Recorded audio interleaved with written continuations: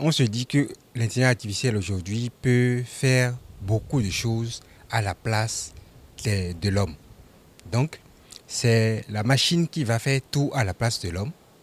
Mais c'est un mythe parce que, en réalité, c'est vrai que l'intelligence artificielle apporte beaucoup de choses. C'est-à-dire l'aspect décisionnel. Pour prendre des décisions, pour définir des politiques, des mesures de sécurité, on peut utiliser l'IA pour améliorer ces politiques de sécurité, pour définir des lignes directrices, pour prendre des décisions, pour contrer les attaques et tout.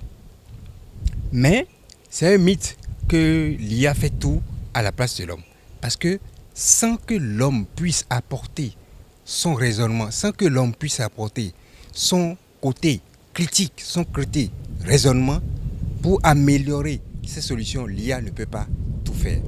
Maintenant, même au niveau de la cybersécurité, au niveau des large language models, les LLM dont on parle aujourd'hui, au niveau des IA, c'est-à-dire les chatbots comme ChatGPT et autres, qui sont très très évolués aujourd'hui.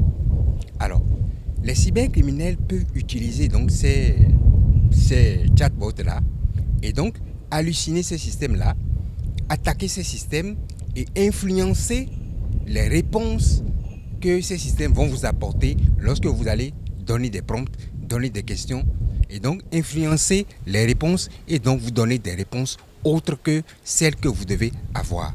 C'est pourquoi on parle d'aujourd'hui de l'influence de l'intelligence artificielle dans le domaine de la cybersécurité. Donc c'est très utile, ça permet d'améliorer la cybersécurité, les solutions, les lignes directrices, éthiques et autres, mais ça n'apporte pas tout, il faut toujours l'œil critique de l'homme et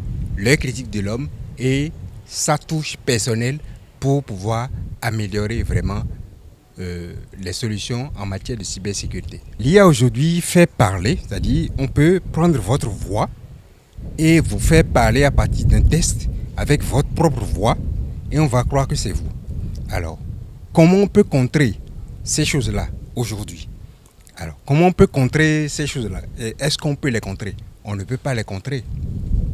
On ne peut pas les contrer, mais on ne peut pas contrer qu'un système a utilisé votre voix. Mais ce qu'il faut faire, simplement, c'est qu'il y a des audits réguliers qu'il faut faire sur vos systèmes. Et lorsque il faut pouvoir vérifier, il faut pouvoir faire référence à la personne pour dire est-ce que vous avez entre-temps fait telle ou telle interview.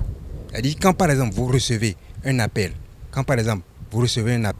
quelqu'un vous appelle, c'est-à-dire et c'est par exemple l'IA qui a été fait en dessous et vous demande envoyez-moi 500 000, 200 000 pour ceci ou cela, utilisant la voix de telle ou telle autre personne, vous devez prendre la précaution d'appeler cette personne pour vérifier est-ce que c'est toi qui m'as demandé de t'envoyer cet argent-là.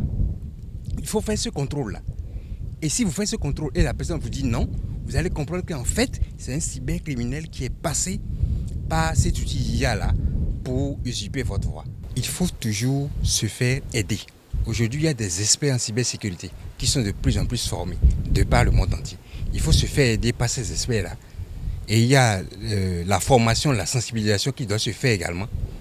Comme je le dis souvent, je suis enseignant également dans les universités. Je dis qu'il y a un cours qu'on doit mettre dans tous les niveaux, dans toutes les filières. Un cours d'hygiène informatique pour donner aux différents étudiants, même aux employés des entreprises, les bases, les différentes techniques pour comment utiliser l'outil informatique à bon escient, de façon sécurisée, pour ne pas se faire avoir par ces hackers, ces cybercriminels. Formation, sensibilisation, et puis donc aussi se faire accompagner par les experts de cybersécurité si possible.